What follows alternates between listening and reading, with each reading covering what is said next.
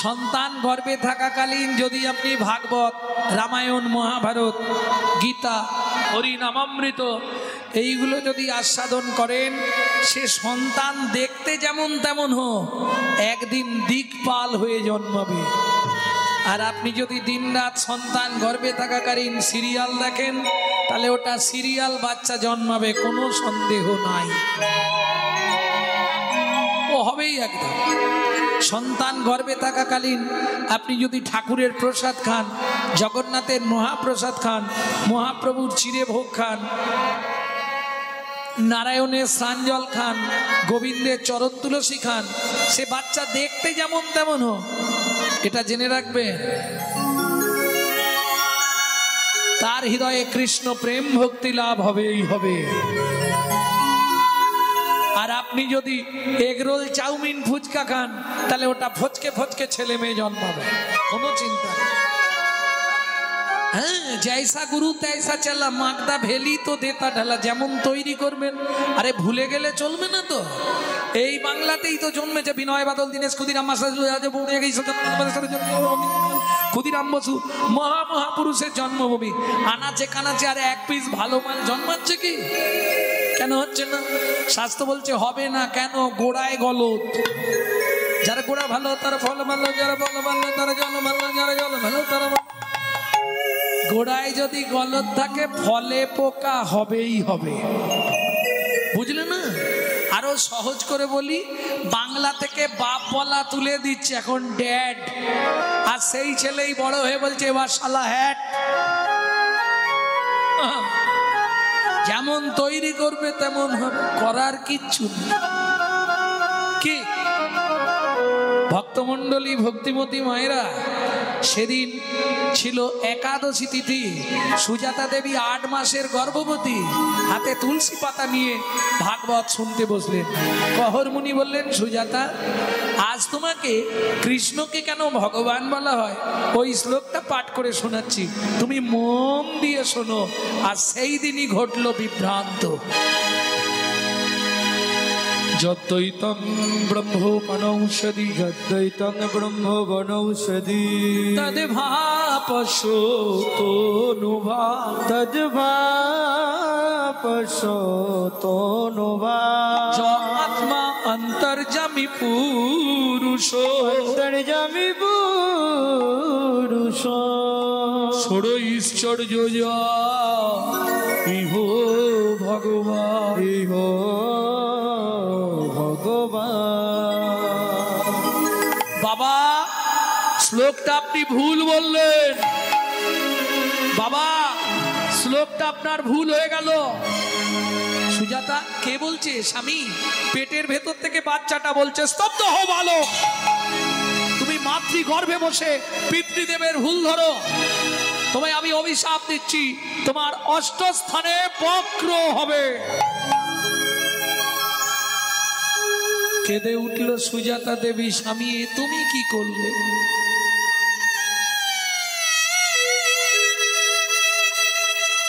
এতদিন ধরে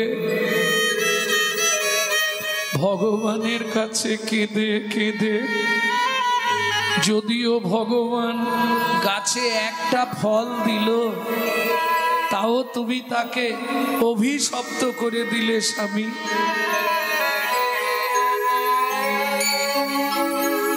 কাজটা তুমি মোটেই ভালো করলে না। সুজাতা, চিন্তা করো না, বাবা মা রেগে গিয়ে অনেক কথা বলে, বাবা মা রেগে গিয়ে অনেক কথা বলে, তাতে কোনো কিছু ক্ষতি হয় না গো স্বামী। আমার বড় ভয় করছে, এতদিন ধরে ভগবানের কাছে এত কেঁদে, যদি কিছু হয়ে যায়। চিন্তা করো না, কিচ্ছু হবে না স্বামী। আজ 7 দিন হয়ে গেল উনুনে হাঁড়ি চাপে নে, কি খেয়ে বাঁচবো বলতে পারো? আমি তো 8 মাসের গর্ভবতী মহিলা। কহর মুনি বলে, কেন আমার বাড়ি কি খাবারের অভাব আছে নাকি? अगर ना करे चाकरी, पंखी ना करे काम, दास मालिक कहे सबको दाता, जय सिया राम। সাপ কারো চাকরি করে না, পাখিরা কোনো কর্ম করে না, তাদের উদর পূরণের চিন্তা করতে হয় না। শাস্ত্রে বলে জীব দিয়েছেন যিনি, আহার দেবেন তিনি। সুজাতা দেবী রেগে গিয়ে বলছে তাহলে কি খেয়ে বাঁচবে বলো? তোমার ঘরে নাকি খাবারের অভাব নেই, নুনটুকুও নেই ঘরে যে নুন জল করে খেয়ে মরবো। কি খেয়ে থাকবো? কহরমুনি বলে এখনো বলছি আমার ঘরে খাবারের অভাব নেই। আরে কি খাবো? কেন? ঘটে গঙ্গা জল আছে, কলসিতে উঠোনে তুলসী গাছ আছে, তুলসী পাতা আর গঙ্গার জল র্যাম্পাট খেয়ে যাও। ও মাইরা, তুলসী পাতা গঙ্গার জল খেয়ে 8 মাসের গর্ভবতী মহিলা থাকতে পারবে?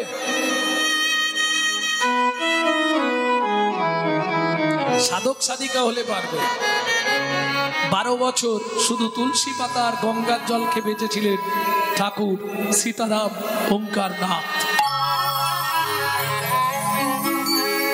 12 বছর শুধু তুলসী পাতা গঙ্গার জল।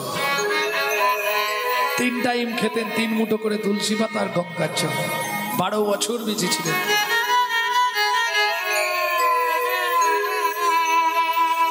সবাই পারবে না। ঠিক আছে, তুমি যখন বলছো আগামীকাল প্রত্যুষে আমি মিথিলায় যাব জনক রাজা সীতার বাবার কাছে। খুব ভালো মানুষ, আমাকে গেলেই দান দেবে, চিন্তা করো না তুমি, কোনো কিছু হবে না। স্বামী, আমি আর পেটের জ্বালা সহ্য করতে পারছি না, মনে হয় মরে যাব। আরে কি যাতা বলছো? বললাম তো চিন্তা করো না, শুধু সকালটা, হ্যাঁ কাল সকালেই যাব। ও মায়েরা, সকালবেলা উঠে স্নান করে, আর স্নান করলেই হিন্দু ধর্মের একটা নিয়ম আছে, স্নান করলেই গাছের গোড়ায় যেতে হয়, তাই না? জান না? যে যেমন ফেভারিট গাছ, কেউ তাল গাছে জল দেয়, কেউ খেজুর গাছে জল দেয়, কেউ নারকেল গাছে। ওমা, খেজুর গাছে জল দেয় না, রস মিষ্টি হয় কি করে? জয় রাধে। যার যেখানে মন চায় গাছে জল দিতে হয়। দাও তো তোমরা, কোন গাছে দাও? তুলসী গাছে। এক হাতে জল দেয়া নিষিদ্ধ, এক হাতে জল দেয়া যাবে না। তুলসীর কাছে ভিজে কাপড়ে যাওয়া যাবে না। 2 হাত দিয়ে ঘটি ধরে জল ঢালা যাবে না। এ কি যন্ত্রণা! তাহলে কি করে দেবো? দেখো মা দেখাচ্ছে, দেখাও মা কোথায় হাতটা দিলে, দেখো।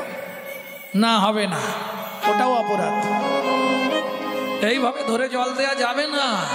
ভালো করে দেখে নাও, তুমি যে তুলসীকে জল দিচ্ছ এটা ঘুষ দিচ্ছ, সেটা তুমি নিজে মুখেই স্বীকার করছো। তো তুলসী তুলসী নারায়ণ, তুমি তুলসী বৃন্দাবন, তোমার শিরে দিলাম জল, অন্তিমকালে দিও স্থল। তার মানে কি, আমার আজকে জল দিচ্ছি, তুমি সেদিন আমাকে জায়গা একটু দিও। কেন? গোলকের অধিপতি দেবী হলেন তুলসী। তুলসী যদি গেটে না আপনাকে পাস দেয়, আপনি ভেতরে গিয়ে গোবিন্দের সঙ্গে সাক্ষাৎ করতে পারবেন না। এই জন্যে ঘুষ দিয়ে রাখা। যেমন দেখবেন এই ভিডিও টিডিও যখন আধার কার্ড হচ্ছিল, সবাই গিয়ে লাইন দিচ্ছে, আমি একবার গিয়ে খালি দাঁড়ালাম, ব্যাস লাইন দিতে হলো না। ইশারা করে ডেকে নিল, কেন? আমার পরিচিত। এই যে তুলসীকে আপনি জল দিচ্ছেন, আপনার পরিচয় থাকলে ওখানে লাইন দিতে হবে না, ও পাশ দিয়ে ডেকে নেবে, ঢুকিয়ে দেবে আগে আপনার। এইবার সাক্ষী দিতে হবে 4 জনকে। 4 জন কারা কারা সাক্ষী দেবে? তুলসী গাছে জল কখন দেন? রাতের বেলা। এই রাতে তুলসী গাছে জল দেন কখন? দিনের বেলা। কে থাকে? 1 জন সাক্ষী, সূর্যদেব। বাকি 3 জন কারা কারা দেবে? তর্জনী, মধ্যমা, বৃদ্ধা। 3টে আঙুল দিয়ে এই জায়গাটায় হাত দিন। কোনো এ নয়, কোনো এর বিপরীতে দেখুন একটা উঁচু ঢিপি আছে, তার 3 দিকে 3টে গর্ত আছে। হাত দিয়ে দেখে নিন, আমি থাকতে থাকতে, পরে বদনাম দেবেন না। হ্যাঁ, দেখে নিন, 3টে গর্ত আছে 3 দিকে, একদম 3টেই আছে সুন্দরভাবে। এরা 3 জন সাক্ষী দেবে। এরা কারা? ওপরে যমুনা নিচে সরস্বতী, উপরে যমুনা নিচে সরস্বতী, ওপরে যমুনা নিচে সরস্বতী, উপরে যমুনা নিচে সরস্বতী, পাশেতে গঙ্গা বয়, পাশেতে গঙ্গা বয়, কোন শুভ কাজ করিবার কালে, কোন শুভ কাজ করিবার কালে, ত্রিবেণী সাক্ষী রয়, ত্রিবেণী সাক্ষী রয়, তিনজনাতেই সাক্ষী রইলে, তিনজনাতেই সাক্ষী রইলে, গঙ্গা যমুনা সরস্বতী তিনজনাতেই সাক্ষী রইলে, গঙ্গা যমুনা সরস্বতী যেন কৃষ্ণ পদে থাকে মতি, গঙ্গা যমুনা সরস্বতী কৃষ্ণ পদে থাকে মতি, গঙ্গা যমুনা সরস্বতী জনেতে সাক্ষী রইলে, তিনজনেতেই সাক্ষী রইলে। ও মায়েরা ভালো করে বুঝে নিলেন, তাহলে চারজন সাক্ষী চাই। এবার কি করে মানবো এইখানটা গঙ্গা যমুনা সরস্বতী? ঘাটক ক্রিয়া হয় তো আপনাদের এদিকে, ঘাটক ক্রিয়া যেখানে বেনা গাছ পোঁতা হয়, বেনা গাছ পোঁতা নেই, একটা বেদি করে তাল পাতা দিয়ে ঘেরে বেনা গাছ পোঁতা হয় না, একটা বেদি করা হয় তো মাটি, দেখবেন ঘাটের দিনে 54টা গর্ত করা হয় কনুই দিয়ে, ওই 54টা গর্তে 54 বার দুধ দিতে হয়। বোঝা গেল? ঘাটক ক্রিয়ার প্রধান কাজ। 52 বাজার 53 ঘাট, তাহার ভিতরে বড় সে মাঠ। নেই আপনাদের না? কঠিন কাজ, এ সব জায়গায় নাই। এইটা হচ্ছে ত্রিবেণী সঙ্গম, ওটাই তার প্রমাণ। এই জায়গা দিয়েই আপনাকে গর্ত করতে হবে, আর গর্ত করে সেখানে দুধ দিলে তবে ত্রিবেণীতে আপনার বাবার আত্মা যাবে। ভক্তমণ্ডলী, ভক্তিমতী মায়েরা, একটু বুঝে নিলেই হয়ে যাবে। হ্যাঁ, কহর মুনি পরের দিন সকালবেলায় চললেন মিথিলায়। ও মন ময়না পাখি রে, রাধে কৃষ্ণ ও ময়না পাখি রে,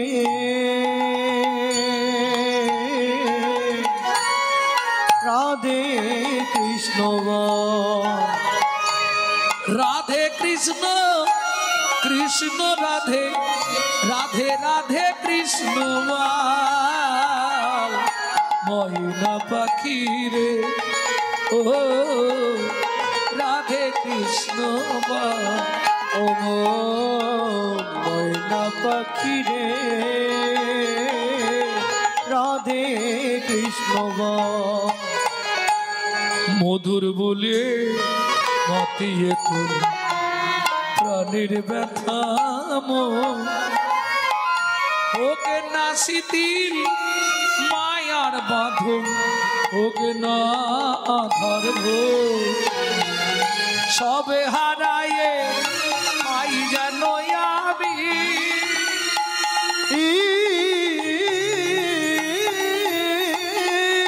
রাধা কৃষ্ণের চরণ তাল, রাধে কৃষ্ণ বল। ময়না পাখি রে, রাধে কৃষ্ণ বল। ও ময়না পাখি রে, রাধে কৃষ্ণ মিথিলা রাজা জনক মহারাজের জয় হোক, জয় হোক, জয় হোক। আরে কহর কি মনে করে, কি মনে করে এলে তাই বলো? আহা হা, 7 দিন হাঁড়ি চড়ে নে, স্ত্রী 8 মাসের গর্ভবতী। এই সর্বনাশ, তুমি সব থেকে বড় কথা আজকে ভালো দিনে এসেছো। আমার রাজ্যে বরুণ দেবের পুত্র বন্দী আসছে ভাগবত তত্ত্ব আলোচনা করতে। এই ভাগবত তত্ত্ব আলোচনায় যে জিতবে তাকে 10,000 স্বর্ণ মুদ্রা দেওয়া হবে, কিন্তু যে হেরে যাবে তাকে ওই নদীর জলে ডুবিয়ে মারা হবে। প্রথমটা শুনে ইচ্ছা ছিল, দ্বিতীয়টা শুনে আর ইচ্ছা নেই। কহর মুনি বলে, মহারাজ যদি কিছু দান দেন তো দেন, নাহলে আমি চলে যাই। কি বলছো কহর? ত্রিভুবনে তোমার মতো পণ্ডিত কে আছে? আর তুমি যদি মাথা নত করে চলে যাও, আমার রাজ্য অপমানিত হবে। বলছেন মহারাজ, বেশ, তাহলে আরম্ভ হলো ভাগবত তত্ত্ব আলোচনা। বারবার 3 বার বন্দী যে হারিল, বন্দী যে হারিল, চতুর্থবারে কহর মুনি মগর মুনি হারিয়া যে গেল, হারিয়া যে গেল। এই কে আছিস, একে টানতে টানতে নিয়ে চল। আমাকে মেরো না গো, বিশ্বাস করো আমার স্ত্রী 8 মাসের গর্ভবতী, আমি মরে গেলে তাকে দেখার আর কেউ নেই, আমাকে মেরো না গো, আমাকে মেরো না গো। কে শুনবে কার কথা?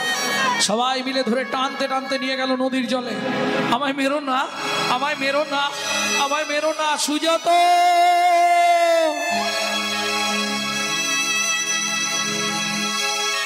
ভক্তমণ্ডলী, ভক্তিমতী মায়েরা, সন্তানের যদি কিছু হয় সবার আগে কে জানতে পারে? মা। ঠিক তেমনি সতী রমণী, স্বামীর কিছু হলে সে ঠিক বুঝে ফেলবে। গভীর রাত্রিতে সুজাতা দেবীর ঘুম ভেঙে গেল। তবে কি স্বামীর কোনো বিপদ হলো? আর ঘুম আসছে না, সারা রাত বসে আছে। ভোরবেলা বাসি পাঠ সেরে স্নান করে ঠাকুর সেবা, ঠাকুর ঘর মার্জন করে পথের দিকে তাকিয়ে বসে আছে, গালে হাত। ওদিকে জনক রাজা মন্ত্রীকে ডেকে বললেন, মন্ত্রী মহারাজ, কহত তো চলেই গেল, ও স্ত্রী 8 মাসের গর্ভবতী। সকালবেলায় ঘোড়ার গাড়ি ভর্তি করে চাল ডাল খাদ্যদ্রব্য আনাজ বাজার অন্ন বস্ত্র অর্থ তপবনে গিয়ে কহর মুনি স্ত্রী সুজাতা দেবীকে দিয়েছো। খেতে না পেয়ে যদি মরে যায় পাপটা কিন্তু আমাদের হবে। সকালবেলায় চললেন মন্ত্রী ঘোড়ার গাড়ি ছুটিয়ে নিয়ে। আর ঘোড়ার গাড়ির শব্দ পেয়েই সুজাতা দেবী রাস্তায় বেরিয়ে এসছে। কোথা থেকে আসছেন? মিথিলা থেকে। বলছি আমার স্বামী তো কালকে মিথিলায় গেছলো। বলছি মা, আগে মালপত্র না ভাই। না না, বলুন না আমার স্বামী কোথায়। শোনো মা, কাল মিথিলায় ভাগবত তত্ত্ব আলোচনা ছিল, প্রকাশ ছিল যে জিতবে তাকে 10,000 স্বর্ণমুদ্রা দেওয়া হবে, যে হেরে যাবে তাকে ওই নদীর জলে ডুবিয়ে মেরে ফেলা হবে। তোমার স্বামী হেরে গেছিল, ওই বরুণ দেবের পুত্র বন্দী তার লোকজনকে দিয়ে তোমার স্বামীকে ওই নদীর জলে বলো না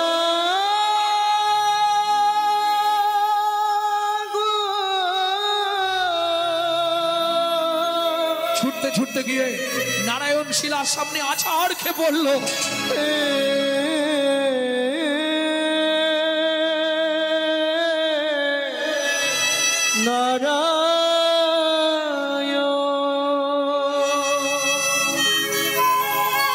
জীবনের প্রথম দিন থেকে তোমার চরণে আমি তুলসী চন্দন অর্পণ না করে জলবিন্দু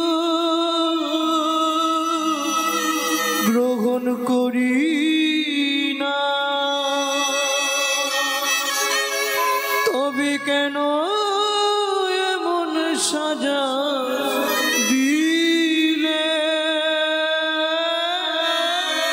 বলে না ভগবান,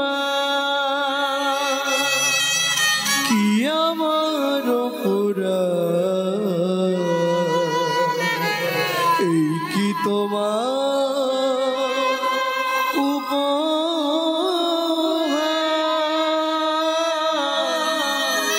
এই কি তোমার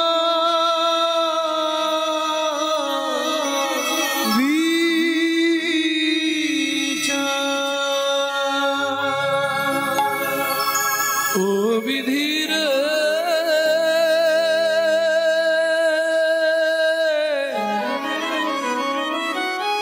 ও বিধির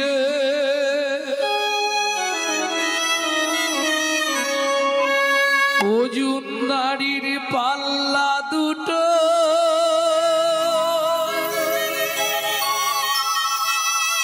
সমান হলো কি? হায় বিধাতা তোমার এমন বিচার দেখিনি। ওজন দাঁড়িয়ে পাল্লা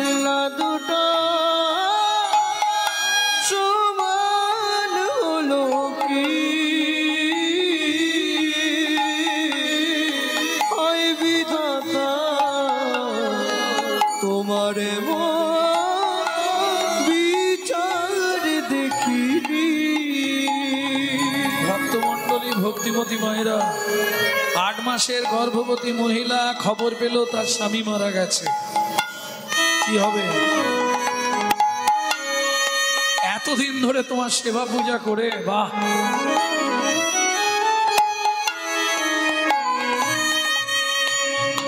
একদিকে চাপালে তুমি, এতদিন ধরে তোমার সেবা পূজা করলাম, বাহ, মুঠো মুঠো অন্যদিকে তুলে দিলে সেবা পরার ভুল বিধাতা,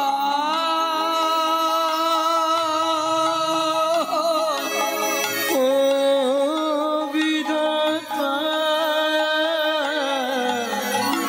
এই কি বিচার বলো তোমার? আজ থেকে আর তোমার পূজা করব না, আজ থেকে তোমার পূজা আমি আর কোনোদিন করব না।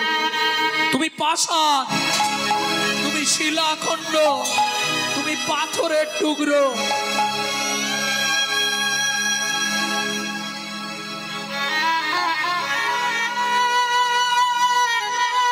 আমি জানি তো তুমি কিচ্ছু বলতে পারবে না,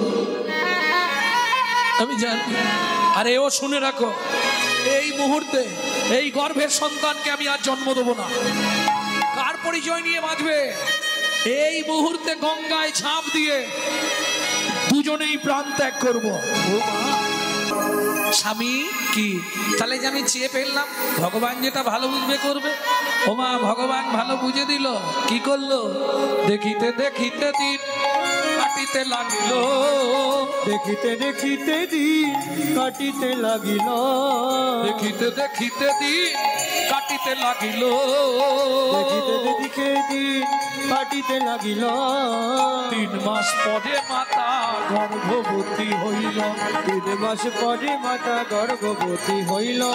আনন্দের আর সীমা নাই রে, আনন্দের আর সীমা নাই রে, এতদিন পরে কৃপা হলো, আনন্দের আর সীমা নাই রে। এতদিন পরে কৃপা হলো, বলি প্রভুর কাছে কেঁদে হরি হরি হরি, কৃপা হলো, প্রভুর কাছে কেঁদে কেঁদে এতদিন পরে কৃপা হলো। আনন্দের আর সীমা নাই গো, আনন্দের আর সীমা নাই গো।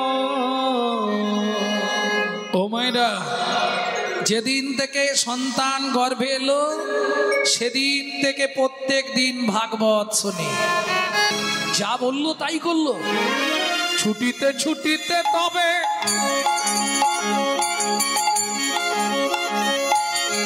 গঙ্গা তীরে আইলা,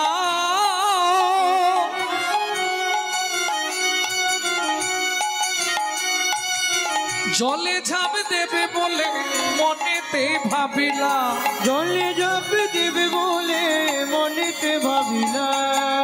পতিত পাবনী মা গঙ্গা, আমি তোমার পক্ষে আশ্রয় নিচ্ছি মা গো, তুমি আমায় রক্ষা করো, তুমি আমায় দেখো মা। জয় মা গঙ্গা, জয় মা। এত বলি গঙ্গা জলে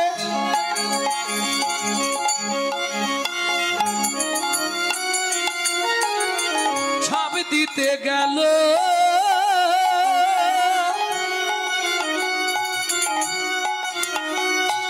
গর্ভজাত শিশু তখন কাঁদিয়া উঠিল, গর্ভজাত শিশু তখন কাঁদিয়া উঠিল। মাগো আমায় তুমি মারবে কেন?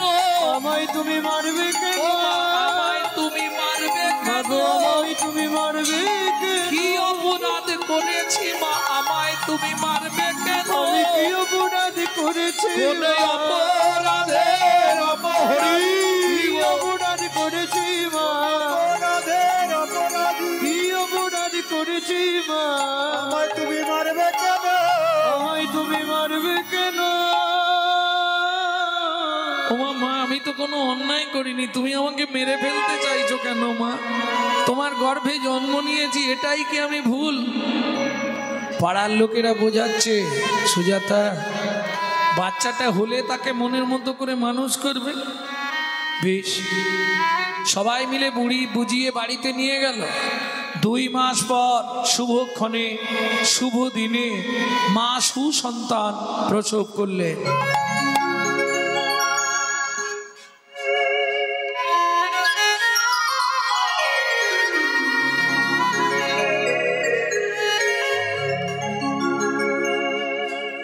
পুত্র হেরি জগবাসীর আনন্দিত মন, পুত্র হেরি জগবাসীর আনন্দিত মন, পুত্র হেরি জননীর ঝরে দু নয়ন, পুত্র হেরি জননীর ঝরে দু নয়ন। সেই ছেলে 11 বছরের পর উঠে দাঁড়ালো। 12 বছর বয়সে গেল মিথিলায় পিতৃ হত্যার প্রতিশোধ নিতে। বরুণ দেবের পুত্র বন্দিকে পরাজয় করে পিতাকে নিয়ে ফিরলেন মায়ের কাছে। পিতা পুত্রে দুজনে করিল গমন, পিতা পুত্র দুজনে করিল গমন। জননী নিকটে আসি দিল দর্শন, জননী নিকটে আসি দিল দর্শন। বাবা ভেতরে এসো। খোকা কিরে বাবাকে কোথায় পেলি? বললাম না মা, এক ভাগবত হয় ভাগবত শাস্ত্র, এক ভাগবত হয় ভাগবত শাস্ত্র, আর এক ভাগবত হয় ভক্তি রসের পাত্র। আর এক ভাগবত হয় ভক্তি রসের পাত্র। দল এসে গেছে, পরবর্তী দল এখানেই রাখবো। শোনো মা, যার গৃহে নিত্য নিত্য ভাগবত হয়, যার গৃহে নিত্য নিত্য ভাগবত হয়, তাহার থাকে না মাগো মরণের ভয়।